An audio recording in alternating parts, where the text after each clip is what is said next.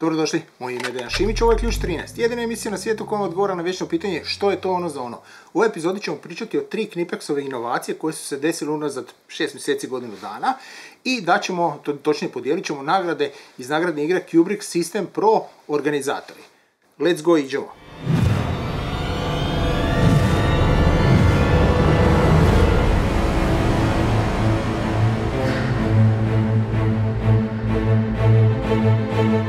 Krenut ćemo od klješta za skidanje izolacije. Ako pitate bilo kojeg električara, svi će vam reći da je to jedan od najvažnijih alata kojeg oni imaju u torbi. Ujedno će vam reći ovaj ne valja, ovaj valja i tako dalje, jer svako od njih će reći da određena tip ili oblik im ne valja, ovaj im valja i tako dalje. A u osnovi ja ću vam sad ovako reći, sva klješta za skidanje izolacije su jako dobra. Problem ne nastaje u klještima, znači nisu klješta problematična, problematične su izolacije. Konkretno o čemu se radi? Što je hladnije, izolacija će biti tvrđa, što je toplije, ona će se ponašati kao žvaka. Plus, neki proizvođači kablova rade sada od tih recikliranih plastika i svega i onda se dešava da te plastike postanu sve tvrđe i tvrđe. Upravo tu nastaje problem. Zato vam kažemo, sva klješta za skidanje izolacije su u stvari jako dobra, nego imamo problem sa samom izolacijom. Prije nego što pokažemo kako je Knipex riješio ovaj problem, pokazat ćemo, točnije na ovim klještima ćemo objasniti osnove oko klješta za skidanje izolacije, više zbog toga što imaju jako puno dobrih stvari koje neke čak ne nemaju, ali ovdje imate u principu skoro sve na istom mjestu. Pa ćemo krenuti od redom. Znači imamo čeljusti. Čeljusti su dizajnirane da čvrsto i kvalitetno drže tu izolaciju, točnije taj kabel kojeg želite skinuti izolaciju. Ovdje, za onoga ko nikad nije vidio, se nalaze noževi. Znači to su ova dva noža koja u principu u tom momentu povuku izolaciju i skinu. To je drugi detalj. Ovo crveno što vidite je kontrola koliko želimo skinuti izolacije. Možda želite više, možda želite manje. To je više sad stvar posla kojeg trebamo napraviti. Gore imamo rezanje kablova. Znači s ovim odmah ne moramo uzimati druga klješta, nego s ovim klještima odmah i održimo kablove. To je druga stvar. Međutim, kako ovo je ciljano tržište profesionalci, tu imamo još dva dodatka koja se ovdje može vidjeti. Prvi je ovo crveno što možete vidjeti, to je da možemo označiti alat. Znači možemo napisati radno mjesto, možemo napisati ime, prezime onog čovjeka koji radi s njima. I druga stvar, preko ovoga se može skinuti čeljusti i zamijeniti i staviti druge. Znači tu nije ovo jednokratan alat, znači kad dotraju čeljusti da morate kupiti novi, nego čak naprotiv možemo zamijeniti. I ono što je sada manje više obavezno, za sve alate, pogotovo električarske, da imaju da se može osigurati u slučaju pada.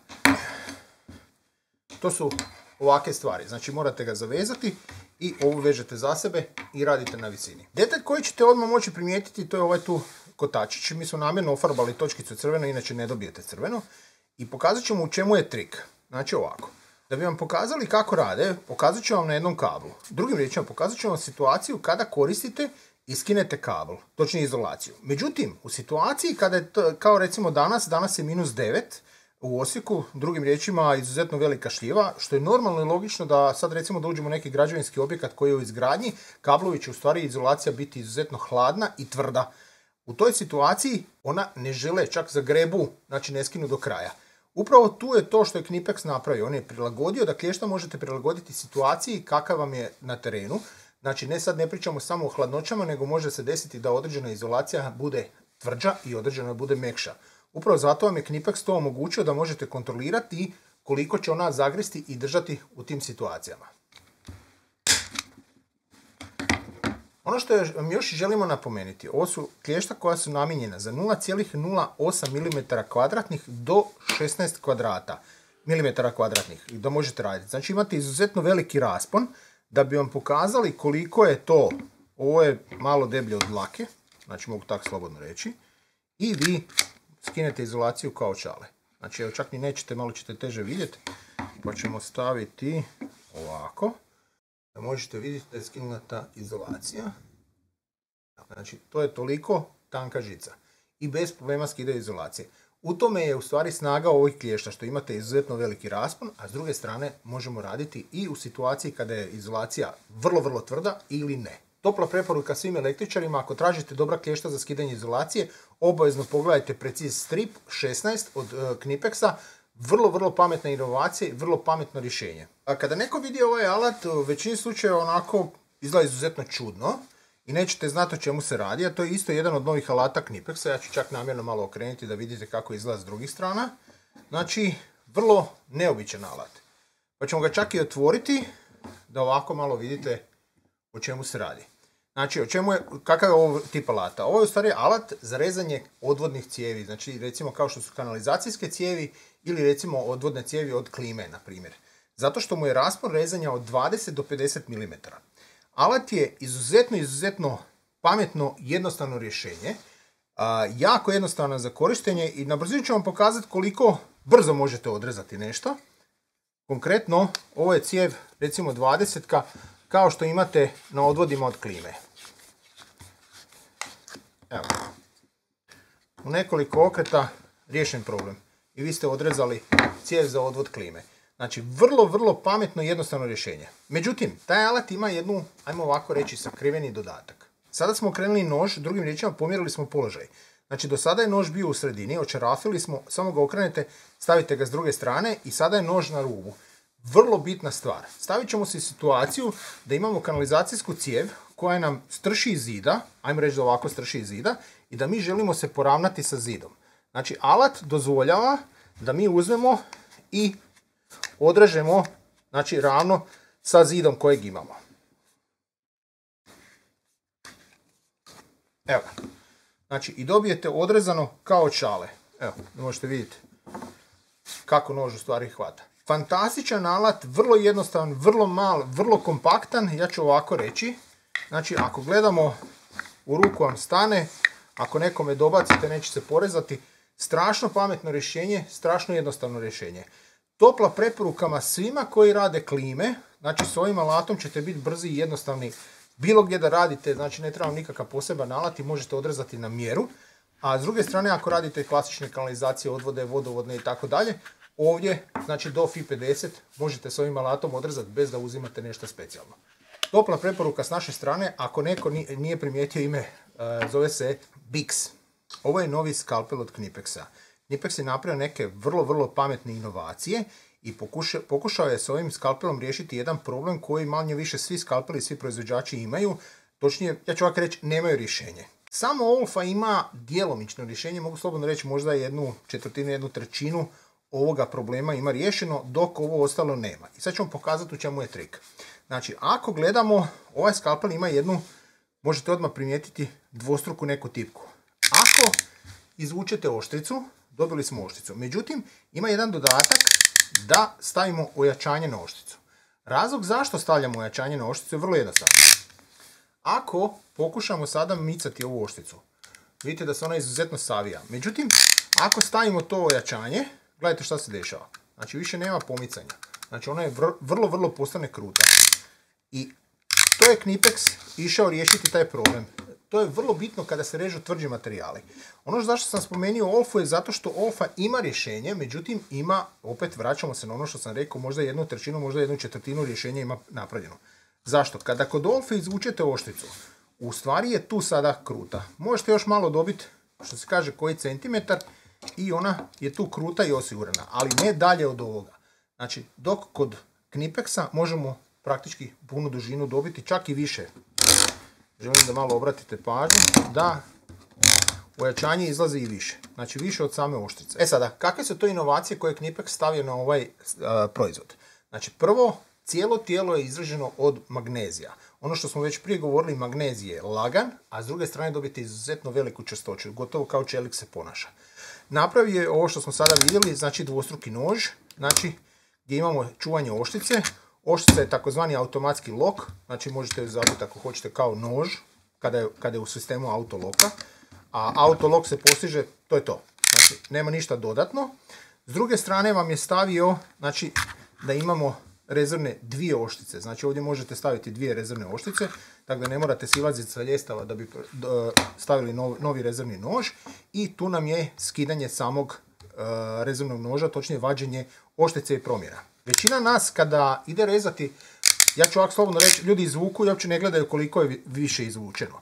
Znači, i onda se dešava to da kod tvrđih materijala, namjerno ću uzeti, iako ovo nije jako tvrdo, kod tvrđih materijala to postane problem. Evo, iako on reže vrlo lagano ovakav materijal. Ovo što sad vidite, to je laminat. Znači to je imitacija laminata, s gornje strane vam je drvo, ovo je manje više kao i svi sad laminati, malte ne živa plastika unutra.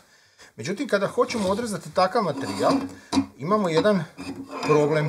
Znači moramo stisnuti, jer moramo proći jedan dio ovog materijala da bi ga mogli lomiti, jer on se inače lomi, on se ne reže. Da bi to napravili, jako nam je bitno ovo što smo sad spominjali, da oštricu možemo osigurati da bude kruta i da se ponaša.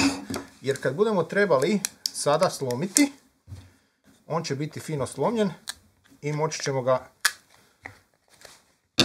prerezati. Znači cijeli trik je sakriven u tome što oštrica se može napraviti da bude tvrda, kruta, da se praktički ponaša kao nož, a ne kao skalpel. I tu je cijela tajna ovoga alata. Ovo je jako prilagođeno za druge materijale, znači bez obzira koje materijale želimo rezati. Ovo je izolacija konkretno, znači koja će tražiti baš da izvučemo malo više oštricu, da bi ju prošli. Evo ga, znači to je izolacija. Ono što ja recimo često režem je klasični šmirgl papir, to se isto malo traži. Kod pluta ćemo isto imati situaciju da moramo izvući oštricu malo duže. Ovo je linoleum koji se vraća, mi svi koji smo stariji znamo da linoleum je davnih dana prestao biti moderan, ali eto, vraća se ponovo. Međutim, ovaj alat ima, ja bih ovako rekao, nisu to toliko greške, nego baš nije dobro riješeno, ja ću to tako reći. E sada, zašto kažem da nije nešto dobro riješeno? Sad ću pokazati u čemu nastaje problem. Kada želite zamijeniti oštricu, ovo baš nije naj rješenje. Znači, morate izvaditi do kraja i morate ovo stisnuti. Međutim, kod tog stiskanja, morate baš onako ko sivonja, pa ne ide, pa prstom, pa ovo, pa ono, i da bi sad on izašao van. E sada, ja to govorim s razlogom zato što ako imate rukavice, definitivno će ovo biti problem, bit će skidanje rukavica. S druge strane, gledajte koliko je sad malo i muke da se vrati nazad. Znači, pa sad guraš, pa pokušaš naći gdje je to mjesto da on zapne, pa nije zapeo. Znači, nije baš najbolje rješenje. Nemojte misliti da on ne drži čvrsto oštricu, nego više onako, mislim da su mogli malo bolje napraviti. Možda se on s vremenom bude malo, ajmo reći, raštimao da lijepo, brzo to možete raditi, ali ajmo reći ovako, kod ovog noga baš ne ide tako brzo. Znači, bez obzira da li uzeli Knipex, da li uzeli Olfu, da li uzeli Comelon, kada dođe do skalpela od 18 mm, niko od njih nema riješeno kako da se lagano lomi oštrica. I to s razlogom govorim zato što ako kupite bilo koji od 9 mm, naći ćete tu negdje od zada da možete izvaditi i slomiti oštricu. I gledajte zašto to govorim. Zato što manje više smo svi osuđeni override. Što baš i nije neko, ja bih ovako rekao, idealno rješenje, jer svaki puta moramo imati nekakva klješta, nešto da ga slomimo na taj način. To je nešto što se meni inače ne sviđa kod svih 18 mm, ponovo se vraćam, nema veze sa Knipexom, ima veze sa svim proizvođačima, jer na 9 mm znaju napraviti, ali na 18 ne žele. I to je meni onako malo glupo. Alat je izuzetno dobar za svakoga ko mora rezati ovakve materijale, gdje će imati vrlo tvrde materijale, topla preporuka upravo zbog ovog pojačanja. Vraćam se nazad, kod Olfe je vrlo ograničeno koliko možete to napraviti, dok kod Knipexa može, ako treba, zbog materijala biti kompletna oštrica. Sve zavisi šta radite konkretno. Zato ponavljam, Knipex je jako pametno napravio ovo rješenje gdje je ojačao oštricu cijelom dužinom. To bilo sve, idemo na brzinu vidjeti dobitnike nagradne igre. I sad ćemo izvući dobitnike nagradne igre. Krenit ćemo od treće prema prvoj nagradi, normalno koji svi, i idemo na brzinu izvući dobitnike.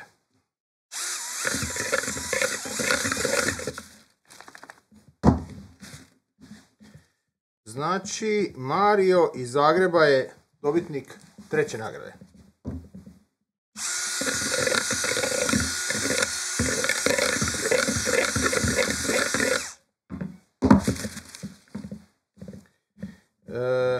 Igor iz Koške druga.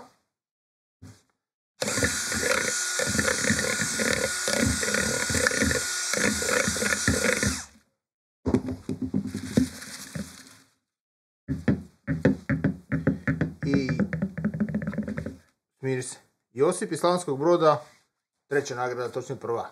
Čestitamo svim dobitnicima, ne zaboravite svi vi koji ste sudjelovali u nagradnoj igri, automatski sudjelujete još onih preostalih 6 komada koje ćemo vrlo brzo recenzirati i automatski dijeliti. Tako da nemojte početi plakati, sve će biti ok, ima još uvijek šanse velike da dobijete. Evo ga, to bilo sve od nas, hvala, doviđenja, vidimo se u sljedećoj epizodi.